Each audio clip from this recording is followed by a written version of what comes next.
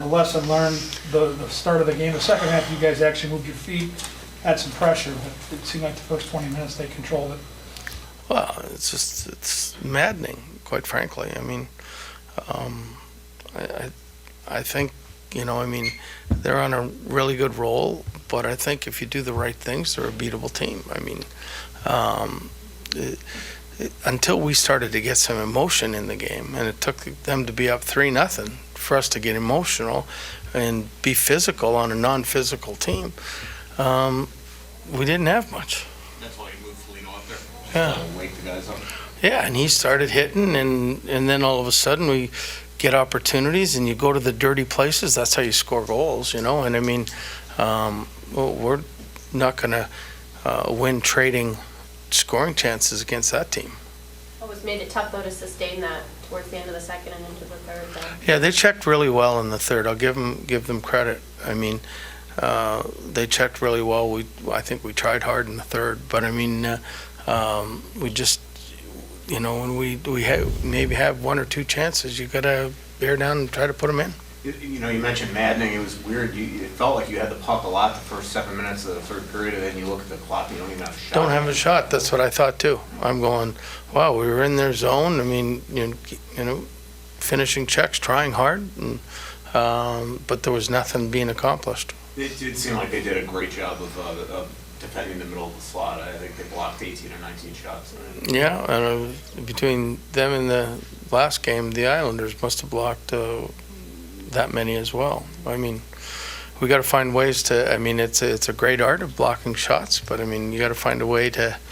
I would think. I mean, I haven't played in a long time, but to get it pucks around these guys. Is that just what's been missing the last two, the execution of just capitalizing on these looks, since it sounds like they're there?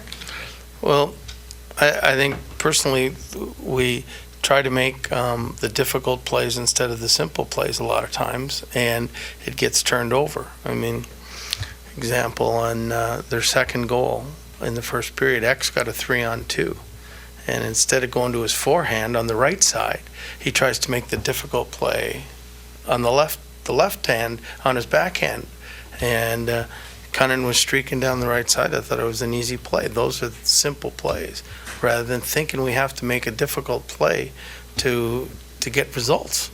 You mentioned yesterday you told the team what your tabulation is to make the playoffs. I mean, to have such a high in Colorado and then to come back and have two duds like this, how manly is that? I mean, let's. It's maddening, but let's not take a lot of credit away. I mean, the Islanders went into Washington and won. They've won 25 games now, and this team has won 8 out of 9, and they got a point in the other. We played two really good teams, but I'm convinced watching them the first 37 games or 38 games that when we play our best and everybody plays their role, that we usually end up on the right side of the scoreboard. So the last two games don't kind of detract from the whole picture of the first half, the strides that were made. Is that progress kind of what you will really take away from the first half? Well, I'm going to be. I was pretty mad after the first period, but I mean, you got 3 days now to build them up, and it doesn't get easier. You get Winnipeg, Calgary, I think. So I mean, but we're at least in our own conference that if you do win, you see progress in there. So hopefully we'll just bounce back and win 25 games in the new year, and we'll be right there. Would you make those return and getting back in? I thought he got better and better. I mean, you could tell early with one practice, his shifts were so short, so his line was getting sort of short-shifted. By the third period, we were going every third shift, and he was staying out there longer. So I think it was good for him.